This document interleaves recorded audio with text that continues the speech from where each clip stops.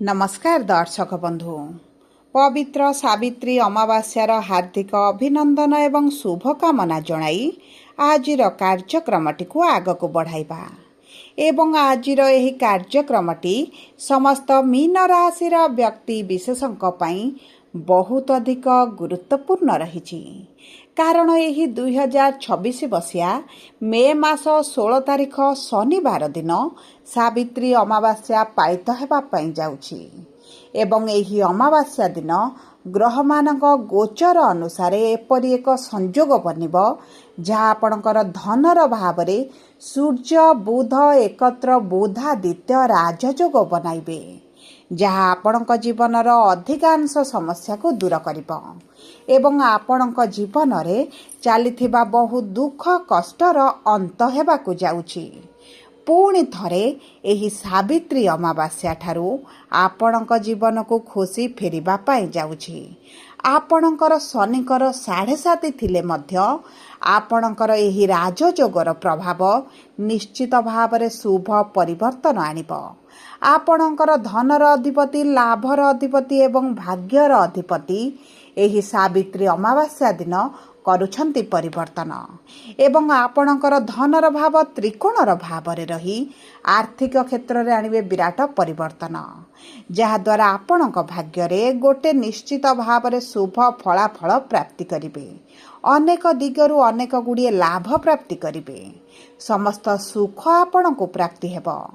तेबे आसंतु जानिबा आपणकर राशिटी मीन हेले मध्य नक्षत्र अनुଯାयी शुभ प्रभाव केउं क्षेत्र गुड़िकरे पड़िबा पाई जाउछि। कारण जेहेतु मीन राशिर 3टी नक्षत्र अनुसारे नक्षत्राधिपति भिन्न भिन्न होइथांती तेणुकरी नक्षत्राधिपति प्रभाव अनुसारे आपणक जीवन रे मध्य भिन्न प्रभाव पड़िबा पाई जाउछि। किंतु भिडियोटी को आरंभ करिबा पूर्वरु जदि आपणकर भी मीन राशि होइथाए एवं आपण भी ईश्वर को आंतरिक भक्ति एवं विश्वास करंती तेबे भिडियोटी को लाइक करंतु। कमेंट बॉक्स रे जय जगन्नाथ जय मां लक्ष्मी अवश्य लिखि दियंतु। ता सहित आम सह जोगाजोग करिबा पाई भिडियोर मध्य भाग रे एक व्हाट्सएप नंबर टी दिया जाइछि। जो नंबर साहाय्य आपण आम सह जोगाजोग करी निजर नूतन कुंडली प्रस्तुत करि परिबे, कुंडली विश्लेषण कराई परिबे किंबा आपणकर चाकरी विवाह व्यवसाय प्रेम संपर्क शिक्षा स्वास्थ्य को नहीं किछि समस्या रहिछि ताहार सहजरे एवं स्वल्प मूल्य समाधान करि परिबे।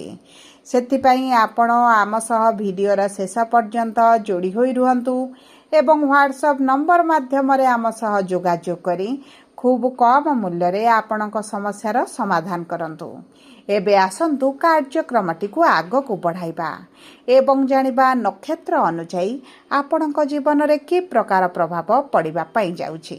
देखंतु आपणक राशिर लग्न भाव रे प्रथम भाव रे सूर्य बुध शनि सहित विराजमान करी आपणक स्वास्थ्यर समस्या आपणक क्यारियर रे उत्थान पतन चाकरी चली जिबा कर्म क्षेत्र रे आपणकर रोजगार कमी जिबा कर्म क्षेत्र रे बारंबार चाकरी पाई प्रयास करी मध्य विफलता देखिबा एवं ता सहित आर्थिक समस्याटी बढ़ी जाइथिला अर्थर अभाव ऋण बढ़िबा कारणरू पारिवारिक स्थिति मानसिक स्थिति आपणक वैवाहिक जीवन ता सहित प्रेम संपर्क रे मध्य समस्या गुड़िक बढ़ी जाइछि।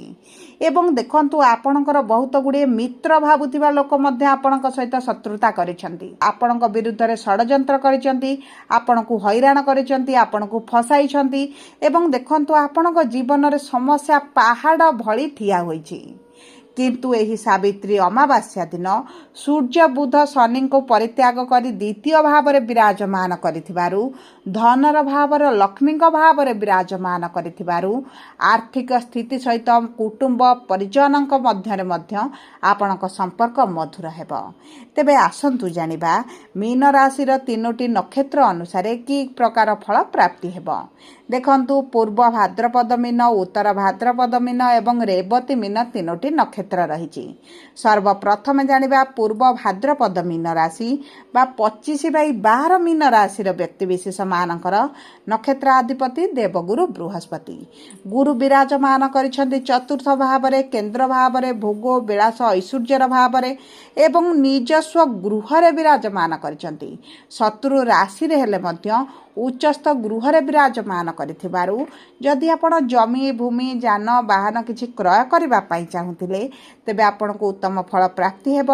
କିମ୍ବା ପୂର୍ବରୁ ଆପଣ କ୍ରୟ କରିବାକୁ ଯାଇ ଫସି ଯାଇଛନ୍ତି, ଅର୍ଥ ଫସି ଯାଇଛି, ଆପଣ ସେଥିରୁ ମୁକୁଳି ପାରୁନାହାନ୍ତି, ଆପଣଙ୍କ ଅର୍ଥ ମିଳୁନି କିମ୍ବା ଜାଗା ଘର ଆପଣଙ୍କୁ ମିଳିପାରୁନି, ତେବେ ଏହି ବିପରୀତ ପରିସ୍ଥିତିରୁ ମଧ୍ୟ ଆପଣ ବାହାରକୁ ଆସିବେ। ତା ସହିତ ଗୁରୁଙ୍କ ସପ୍ତମ ଦୃଷ୍ଟି କର୍ମର ଭାବରେ ସ୍ୱରାଶିକୁ ରହିଥିବାରୁ କର୍ମକ୍ଷେତ୍ରରେ ମାନ ସମ୍ମାନ ଆପଣଙ୍କର ବୃଦ୍ଧି ଘଟିବ ଏବଂ ତା ସହିତ ଆପଣଙ୍କୁ କିଛିଟା ଆୱାର୍ଡ଼ ମିଳିପାରେ, ଆପଣଙ୍କୁ ପ୍ରଶଂସିତ କରାଯାଇପାରେ, କାର୍ଯ୍ୟକୁ ପ୍ରଶଂସିତ କରାଯାଇପାରେ, ଆପଣଙ୍କର ଦରମା ବୃଦ୍ଧି ହୋଇପାରେ। କର୍ମକ୍ଷେତ୍ରରେ କିଛି ନା କିଛି ଶୁଭ ଖବର ଆପଣଙ୍କୁ ପ୍ରାପ୍ତ ହେବ। କିନ୍ତୁ ଶନି ଯେହେତୁ ଲଗ୍ନର ଭାବରେ ଅଛନ୍ତି, ଶନିଙ୍କ 7.5 ଚାଲିଛି, ଯେଉଁ ବ୍ୟକ୍ତିମାନଙ୍କ କୁଣ୍ଡଳୀରେ ଶନି ଅତି ଖରାପ ସ୍ଥିତିରେ ଅଛନ୍ତି ସେମାନଙ୍କର ସମସ୍ୟାଟି ଅବଶ୍ୟ ଟିକେ ଦେଖା ଦେଇପାରେ, ଏତେଟା ଶୁଭାଶୁଭ ଫଳ ପ୍ରାପ୍ତି ନ ହୋଇପାରେ। କିନ୍ତୁ ଯଦି ଆପଣଙ୍କ କୁଣ୍ଡଳୀରେ ଶନିଙ୍କର ସ୍ଥିତି ଭଲ ଅଛି, ମଧ୍ୟମ ସ୍ଥିତିରେ ମଧ୍ୟ ଅଛନ୍ତି, ତେବେ ମଧ୍ୟ ଆପଣଙ୍କୁ ଶୁଭ ଫଳ ପ୍ରଦାନ କରିବେ। ଏବଂ ତା ସହିତ ଦେଖନ୍ତୁ ଆପଣଙ୍କର ମଙ୍ଗଳଙ୍କର ସପ୍ତମ ଦୃଷ୍ଟି ଯେହେତୁ ବିବାହର ଭାବକୁ ରହୁଛି, ବିବାହ ପାଇଁ ମଧ୍ୟ ଭଲ ସମୟ ରହିଛି। ଆପଣ ବିବାହ ବନ୍ଧନରେ ବାନ୍ଧି ହୋଇପାରନ୍ତି। ଯଦି ପ୍ରେମ ସମ୍ପର୍କରେ ମଧ୍ୟ ଅଛନ୍ତି ତେବେ ମଧ୍ୟ ଆପଣ ପ୍ରେମ ବିବାହ କରିପାରନ୍ତି। ଏବେ ଆସନ୍ତୁ ଜାଣିବା ଉତ୍ତର ଭାଦ୍ରପଦ ମୀନ ରାଶି ବା 26/12 ମୀନ ରାଶିର ବ୍ୟକ୍ତିବିଶେଷମାନଙ୍କର ନକ୍ଷତ୍ରାଧିପତି ହେଉଛନ୍ତି ଶନି ଏବଂ ଶନି ନକ୍ଷତ୍ରାଧିପତି ହୋଇ ଆପଣଙ୍କର ଲଗ୍ନର ଭାବରେ ବିରାଜମାନ କରିଛନ୍ତି। ତେଣୁକରି ଆପଣଙ୍କର କର୍ମକ୍ଷେତ୍ରରେ ଆପଣଙ୍କ ଜୀବନରେ ବିଶେଷ ଭାବରେ ପ୍ରଭାବ ପକାଇବେ ନାହିଁ। କିଛି କାଂଶରେ ଆପଣଙ୍କୁ ଶୁଭ ଫଳ ପ୍ରଦାନ କରିବେ। ଆପଣଙ୍କ ପରିଶ୍ରମ ବଢ଼ାଇବେ, ଆପଣଙ୍କ ଜିମ୍ମେଦାରି ବଢ଼ାଇବେ, ପରିବାରର ଟେନସନ୍ ଆପଣଙ୍କୁ ଦେବେ, କିନ୍ତୁ ସବୁ ପରେ ମଧ୍ୟ ଆପଣଙ୍କୁ ସଫଳତା ଦେବେ। କର୍ମକ୍ଷେତ୍ରରେ ବୋଝ ବଢ଼ିବ, ୱାର୍କ ପ୍ରେସର ବଢ଼ିଯିବ, ଟେନସନ୍ ବଢ଼ିବ, ସବୁ ପରେ କିନ୍ତୁ ଆପଣଙ୍କ କର୍ମକ୍ଷେତ୍ରରେ ସଫଳତା ପ୍ରାପ୍ତି କରିବେ। ଯଦି ଆପଣ ବ୍ୟବସାୟ କରୁଛନ୍ତି ତେବେ ମଧ୍ୟ ବ୍ୟବସାୟରେ ଅଧିକ ପରିଶ୍ରମ ଆସୁଛି, କିନ୍ତୁ ବ୍ୟବସାୟରେ ଆପଣଙ୍କ ପୂର୍ବରୁ ଯେଉଁ ମାନ୍ଦା ପରିସ୍ଥିତି ଚାଲିଛି ସେଥିରେ ନିଶ୍ଚିତ ଭାବରେ ଶୁଭ ଫଳାଫଳ ପ୍ରାପ୍ତି କରିବେ। ଦେଖନ୍ତୁ ଆପଣଙ୍କର ମେଡ଼ିକାଲରେ ଯେଉଁ ଅର୍ଥ ଖର୍ଚ୍ଚ ହେଉଥିଲା, ଅଯଥା ଅର୍ଥ ଗୁଡ଼ିଏ ପ୍ରିୟ ପରିଜନଙ୍କ ପିଛାରେ ଖର୍ଚ୍ଚ ହେଉଥିଲା, ସେହି ସବୁ ଅର୍ଥ ଖର୍ଚ୍ଚ ଆପଣଙ୍କର ବଞ୍ଚିଯିବ ଏବଂ ଆପଣ ଏହି ସମୟ ମଧ୍ୟରେ ଅର୍ଥ ସେଭିଂ କରିବା ପାଇଁ ମଧ୍ୟ ସକ୍ଷମ ହେବେ। ଯଦି ଆପଣ ସରକାରୀ ଚାକିରି ପାଇଁ ପରୀକ୍ଷା ଦେଉଛନ୍ତି, ଇଣ୍ଟରଭ୍ୟୁ ଦେଉଛନ୍ତି, ଏଣ୍ଟ୍ରାନ୍ସ ଦେଉଛନ୍ତି, ତେବେ ଏହି ସାବିତ୍ରୀ ଅମାବାସ୍ୟା ପରଠାରୁ ଅତି ଉତ୍ତମ ସମୟ ଆପଣଙ୍କର ରହିଛି। ଆପଣଙ୍କର ସରକାରୀ ଚାକିରି ଆପଣଙ୍କୁ ସରକାରୀ ଚାକିରି ପ୍ରାପ୍ତ ହେବ। ଯଦି ବି ଆପଣ ପ୍ରାଇଭେଟ୍ ଚାକିରି ପାଇଁ ଚେଷ୍ଟା କରୁଛନ୍ତି ତେବେ ମଧ୍ୟ ଭାଗ୍ୟ ସାଥ ଦେଉଛି। ଭାଗ୍ୟାଧିପତି ମଙ୍ଗଳ ଯେହେତୁ ଆପଣଙ୍କର ଲଗ୍ନ ଭାବରେ ଅଛନ୍ତି, ଆପଣ ଭାଗ୍ୟ ଭରସାରେ ଯେକୌଣସି କାର୍ଯ୍ୟ କରିବେ ଆପଣଙ୍କୁ ନିଶ୍ଚିତ ଭାବରେ ଶୁଭ ଫଳ ପ୍ରାପ୍ତି ହେବ। ତା ସହିତ ଯଦି ଆପଣ ସନ୍ତାନ ପ୍ରାପ୍ତି ପାଇଁ ଚେଷ୍ଟା କରୁଛନ୍ତି ତେବେ ମଧ୍ୟ ଉତ୍ତମ ସମୟ ଆପଣଙ୍କ ପାଇଁ ରହିଛି। ଏବେ ଆସନ୍ତୁ ଜାଣିବା ରେବତୀ ମୀନ ରାଶି ବା 27/12 ମୀନ ରାଶିର ବ୍ୟକ୍ତିବିଶେଷମାନଙ୍କର ନକ୍ଷତ୍ରାଧିପତି ହେଉଛନ୍ତି ବୁଧ ଏବଂ ବିରାଜମାନ କରିଛନ୍ତି ଧନର ଭାବରେ। ଆପଣଙ୍କୁ ଧନଜନିତ ସମସ୍ୟା ଗୁଡ଼ିକ ଧୀରେ ଧୀରେ ଦୂର ହେବା ଆରମ୍ଭ ହେବ। ଅର୍ଥର ଅଭାବ ଯେଉଁ ଦେଖାଯାଉଛି, କରଜ ବଢ଼ିଛି, ଲୋନ୍ ବଢ଼ିଛି, ଆପଣଙ୍କର ଆୟ ଅପେକ୍ଷା ଯେଉଁ ବ୍ୟୟଟା ଅଧିକ ରହୁଛି ତାହା ଧୀରେ ଧୀରେ କମିବା ଆରମ୍ଭ ହୋଇଯିବ। ଏହି ସାବିତ୍ରୀ ଅମାବାସ୍ୟା ପରଠାରୁ ଆପଣ ଦେଖିବେ ରୋଜଗାରରେ ବଢ଼ତି ଆସୁଛି, ନୂତନ ରୋଜଗାର ପ୍ରାପ୍ତି ହେଉଛି, ବ୍ୟବସାୟରେ ବଢ଼ତି ଆସୁଛି, ପାର୍ଟନରସିପ୍ ବ୍ୟବସାୟରେ ମଧ୍ୟ ଆପଣ ପୂର୍ବରେ ଯେଉଁ ମାନ୍ଦା ପରିସ୍ଥିତି ଦେଖୁଥିଲେ ସେଥିରେ ପରିବର୍ତ୍ତନ ଆସୁଛି ଏବଂ ଆପଣଙ୍କୁ ଯଦି କୌଣସି କିଛିଟା ମିଥ୍ୟା କେସ୍ରେ ଫସାଯାଇଛି, କିଛି ବିଭ୍ରାନ୍ତ ହେଉଛି, କିଛି ସମସ୍ୟା ସୃଷ୍ଟି କରାଯାଉଛି, ତେବେ ମଧ୍ୟ ସେହି ସବୁ କ୍ଷେତ୍ରରେ ଆପଣଙ୍କୁ ନିଶ୍ଚିତ ଭାବରେ ପରିବର୍ତ୍ତନ ଦେଖାଯିବ। ସବୁଠାରୁ ବଡ଼ କଥା ହେଉଛି ଯେଉଁ ବ୍ୟକ୍ତିମାନଙ୍କର ବିବାହରେ ବିଳମ୍ବ ହେଉଥିଲା, ବିବାହ ପାଇଁ ଅତି ପ୍ରବଳ ଯୋଗ ରହିଛି। ଆପଣଙ୍କ ବୈବାହିକ ଜୀବନରେ ଆପଣଙ୍କ ଜୀବନସାଥୀଙ୍କ କ୍ୟାରିୟରରେ ମଧ୍ୟ ଭଲ ଗ୍ରୋଥ ଦେଖିବେ।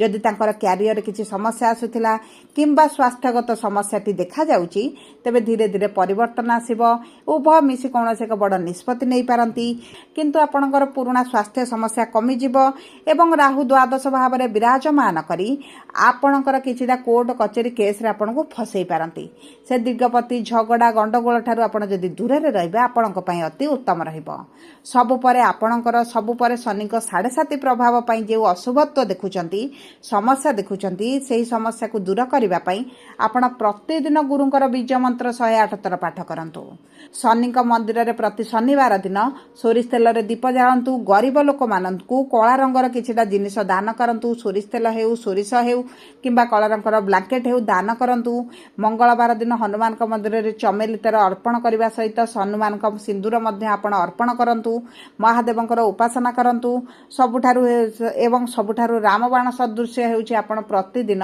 विष्णु सहस्र नाम पाठ करंतु आपणक पई अति उत्तम रहिबो जदि आपणकर मीन राशि होइथा वीडियोटी किभଳି लागला कमेंट बॉक्स रे लिखि जणांतु जदि आपणक प्रियजनकर मीन राशि होइथा वीडियोटी ताक सहित शेयर करंतु तो धन्यवाद।